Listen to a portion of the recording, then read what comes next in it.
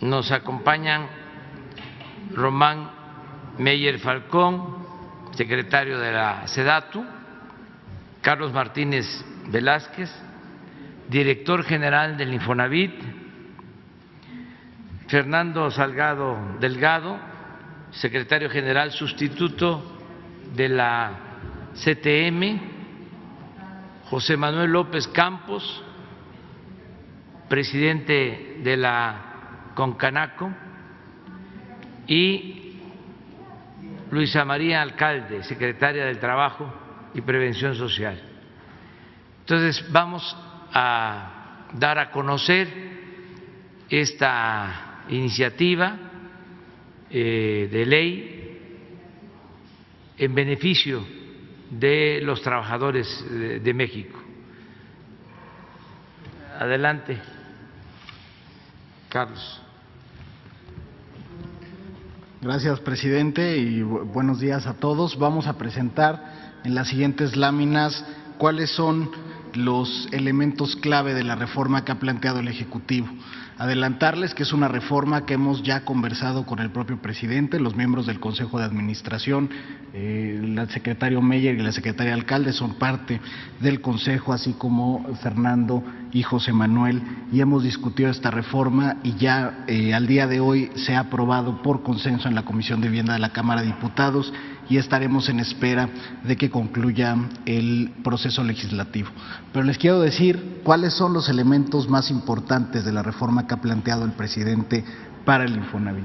Son, diría que 4, y tienen que ver con el reconocimiento del trabajador como mayor de edad, como un trabajador que no necesita un tutelaje y que se amplía la libertad de elección de los trabajadores. Y por eso, con esta reforma se reconoce a los trabajadores el derecho a recibir su crédito de manera directa y sin intermediarios, para que lo puedan ejercer en lo que más les convenga para sus necesidades de vivienda.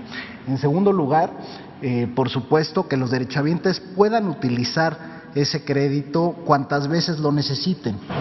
Lo que pasaba antes, antes de la reforma, es que el Infonavit estaba limitado a dar un solo crédito.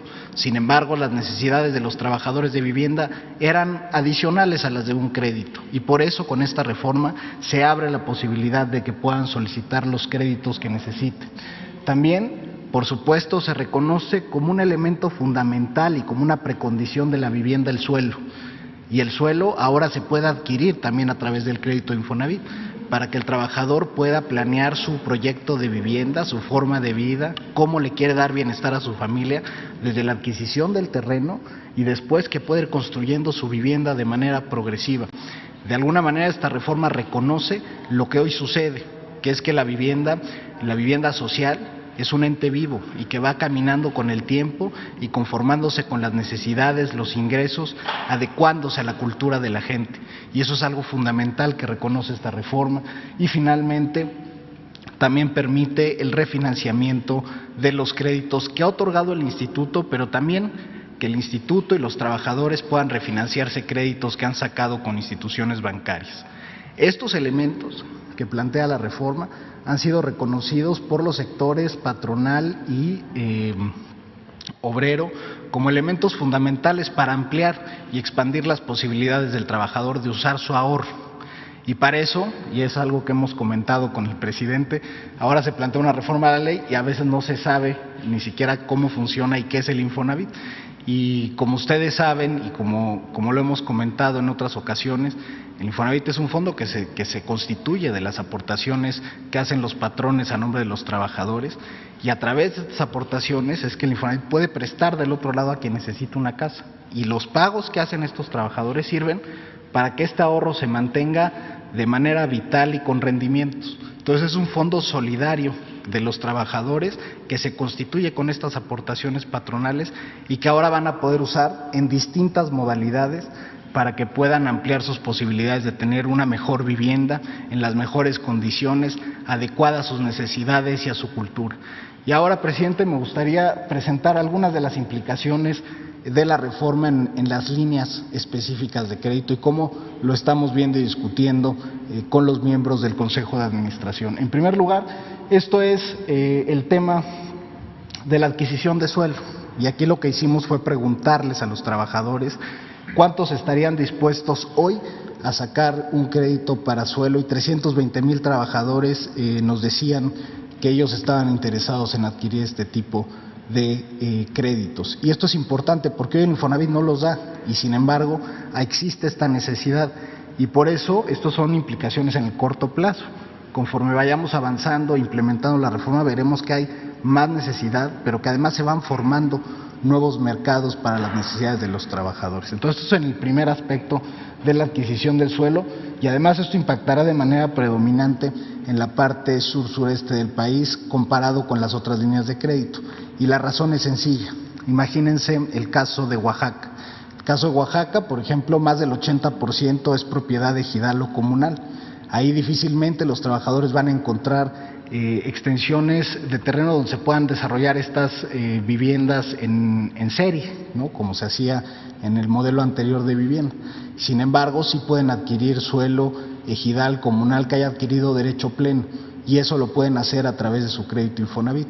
Y de hecho ya iniciamos con ese proyecto ahora de manera programática, y ahora con la reforma sube a nivel ley y se queda de manera permanente, y eso es parte de los cambios que ha pedido el presidente para que se queden en la transformación del país.